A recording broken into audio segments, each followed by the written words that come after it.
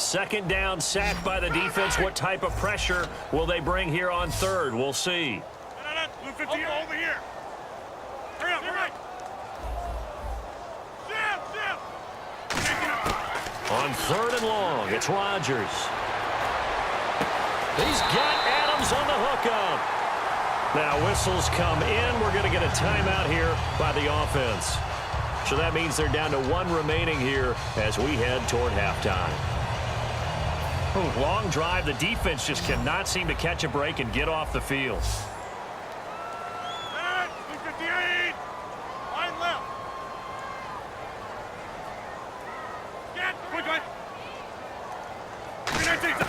Shotgun now for Rodgers. His pass caught at the 4. I want to sneak something in here while we have a second about the Packers, obviously, in the NFC Championship game. But Jordy Nelson with a rib injury. If he doesn't play, or if he does play, how much does he impact what they do? He impacts things significantly because he's the ultimate safety blanket for Aaron Rodgers. He's going to look for him in any type of a key critical situation. But as we saw in the Dallas game, Aaron Rodgers knows how to adapt. And at this stage, he's trusting all of his receivers, all of the players around him, to make those plays that he creates. And some changes here as the D-line separates some. And now it looks like they're going to be in the hurry-up. That's it for the first half. 2 more. And never mind, Larry. These two teams apparently anxious to get back at it. So both teams have their marching orders, and we'll get going again here in quarter number 3. That'll be taken in the end zone. And he will take it back only to about the 13-yard line here. Out comes the Raiders offense. They'll go on offense first to start quarter number 3. They have the lead. Now they'll be looking to extend that lead. And this is where I enjoy talking about one of my favorite subjects, tendency breakers, or counters as I also like to call them. You've done things in a certain way in the first half, and they've had the ability to see what you've done. They're going to make their adjustments. So guess what? You adjust yourself and try and stay ahead of the pace because you are looking for some separation in this ball game. The adjustment to the adjustment. Without a doubt. Show him one thing, hit him with something else. Throwing for his running back, and he's got him complete. Call it a gain of 5, and that's going to bring up a third down. I know most of the time when the ball's in the air, you're thinking wide receiver, tight end, but running backs, they can be a big part of any passing offense nowadays. An extra defensive back in the game now here for 3rd and 4. Throwing now is Carr, and he couldn't hang on to it through the contact. Incomplete. We know it's not an easy job to go out and catch passes when people are trying to tackle you and knock the ball away, but the bottom line is that's a pass he's got to have and a pass he should have caught. NFL teams last year a little under 50% on 4th down conversions. This is a bit tougher. 4th and 4.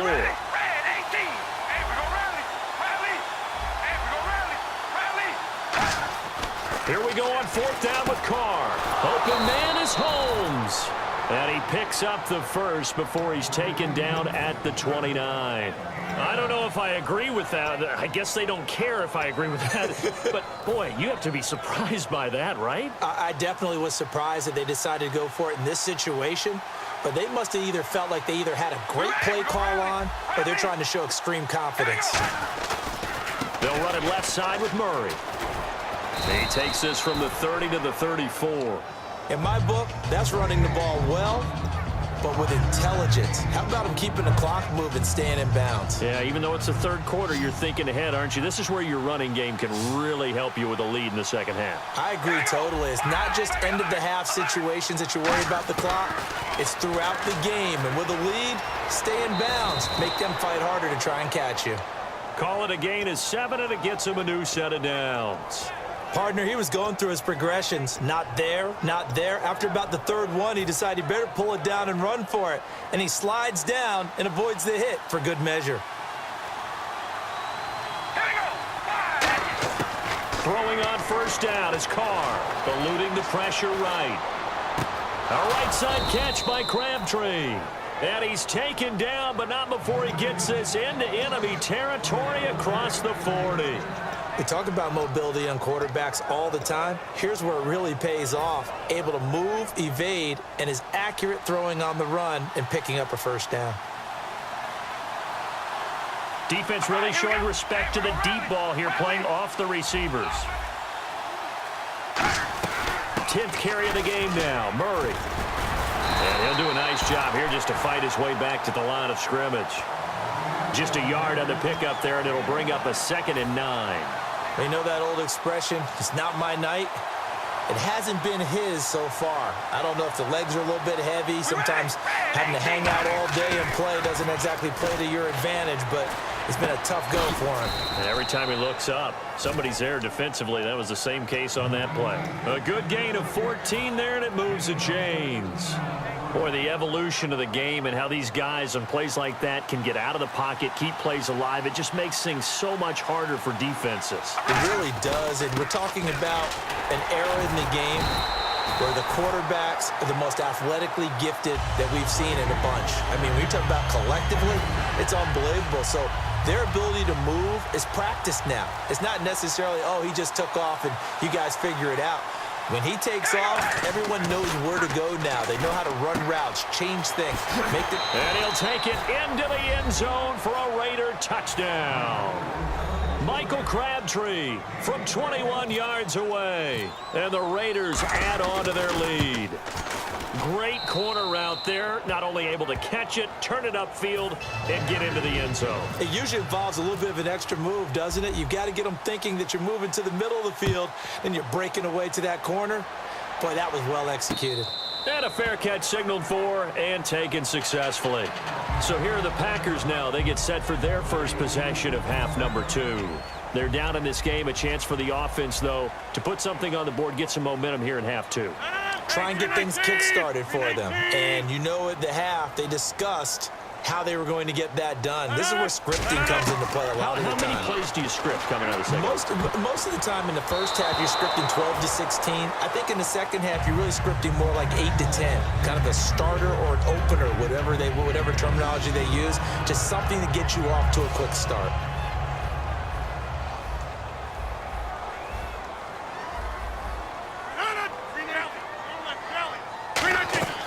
Now a play fake. Rodgers.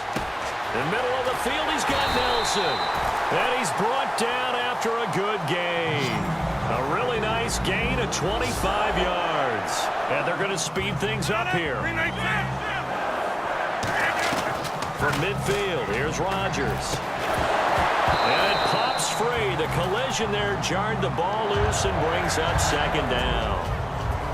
And he still doesn't have a catch. We're into the second half. I think it's a little bit of a surprise to me, but that was one he should have caught. Absolutely. That was his best opportunity right there. He dropped it. Rodgers will try again on 2nd down. And his throw's going to be incomplete.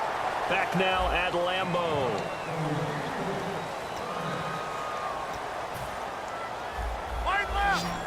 The defensive line disperses a little bit here, maybe expecting a pass.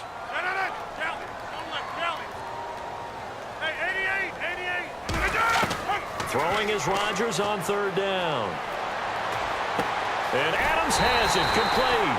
And they're able to get this one down to the 25. And in a 2-score game, obviously, every play, every 3rd down, like we saw there, magnified, big pickup. It was a huge pickup. What they really want, though, is to not even get to 3rd down. They've got to maximize time and conserve as much as possible. And here comes play number 6 on this drive. All defenders get tired of hearing about their lack of hands and why they're playing defense instead of offense. But in this situation, it was the hands that made the play. Batting the ball away on an attempted touchdown pass. Excellent job. Way to knock it down. And he is out of bounds, just a yard or 2 shy of the 10. Slant route's effective no matter who's running the route and catching the ball. But when you have a receiver of that stature, you have to be a little bit more precise throwing it. You don't have the same catch radius with the bigger targets. On 1st and 10, here's Rodgers. This will be caught at about the 5. 7 yards, the pickup on the pitch and catch. And on the outside, they're playing press coverage. Looking to speed things up here, going with some tempo. Well, that's what you're looking for when you want to throw the ball downfield. You want one of those guys who can play out on the perimeter, can play out wide, who can not only get open, but when they're covered, can uncover themselves downfield and create catches. Possible run anticipation here as the D-line sandwiches together. They'll run it now out of the gun. And he is not going to get in as the big bodies stop him at the 1. They'll say no gain on the play, so it was looking good, but nothing there. Now it's third down and inches. Here's Rodgers, and he's going to take it in. Touchdown, Packers. Richard Rodgers, a 1-yard touchdown reception. And the Packers are back within a score.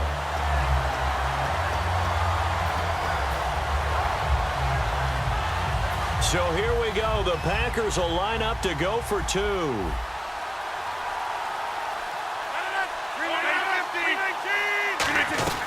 They'll run it now out of the gun. And he will get into the end zone to cut the lead a little bit further. And so they run it in on the 2-point try. You know, so often, Charles, we talk about from the offense's perspective what you do on the 2-point conversion. How about the defense? How do they play run versus pass? It's really difficult for them because I think most teams want to play for the pass. That's what they see most teams do. And so are you able to mass enough people inside if the team decides to run it? Very difficult. I think what you're seeing a lot more now, people blitzing the 2-point conversion. They want you to make a quick decision and make it right now. Where the offense wins the battle for 2. Now a play fake here on first down. And there is Amari Cooper, his first catch. And the play goes for 19 yards, gives him a new set of downs. Cool under pressure right there, escaping the pocket and finding what I think was not his primary target.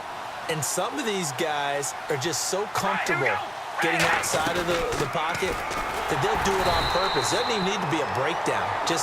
They move, and they know it affects the defense because a lot of times you get lost in coverage in the secondary, and I think you're exactly right. Wasn't his primary target. Found a secondary guy who sprang open, probably because of his movement out of the pocket. Time running out here on the play clock. Carr going to throw. Brought in by Walford, right side. That catch good for only a yard, and it'll be third down. Got to give credit where it's due. Really nice defense on that play. The pitch and catch was successful, but not any run after it. A nickel back added defensively as they look to stop this 3rd and 8. Here's Walford over the middle. And he's going to have the first down at about the 38. And that pickup of a first down, that's going to leave a mark because they really needed to stop them there, didn't they? So frustrating. Defensively, you're a play away from getting that football back here down late. Tough. Now they've got to find a way to create a turnover or takeaway. Otherwise, this one will probably get away from them. They'll run it now out of the gun. And brought down, but not before they're inside the 25. 17 yards on the pickup there. The drive will continue. It's a first down.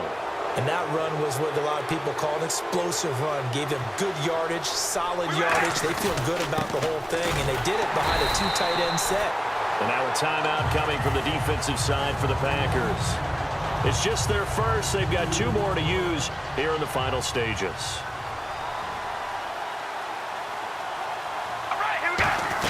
They'll run it now out of the gun. And he's going to fight his way. And now the Packers going to take another timeout. That'll leave them with just 1 remaining in this 4th quarter of play. But you got to give kudos to your offensive line and the guy carrying the ball because they were in a 2nd and long situation. It seemed pretty dire, but they brought it back to 3rd and manageable with that run. Defense sinking pass. They've got the nickel set out on 3rd and 6. It's a good gain of 11. Sets them up 1st and goal. How many times do we say in this game that speed kills, and it does it in so many different ways? In this case, you got a back who's quick and shifty, can make moves, make people miss, but also gets to and through a hole before it can close down. That's some of the benefits of that speed, not just outrunning people in the secondary, and that led to a really nice game.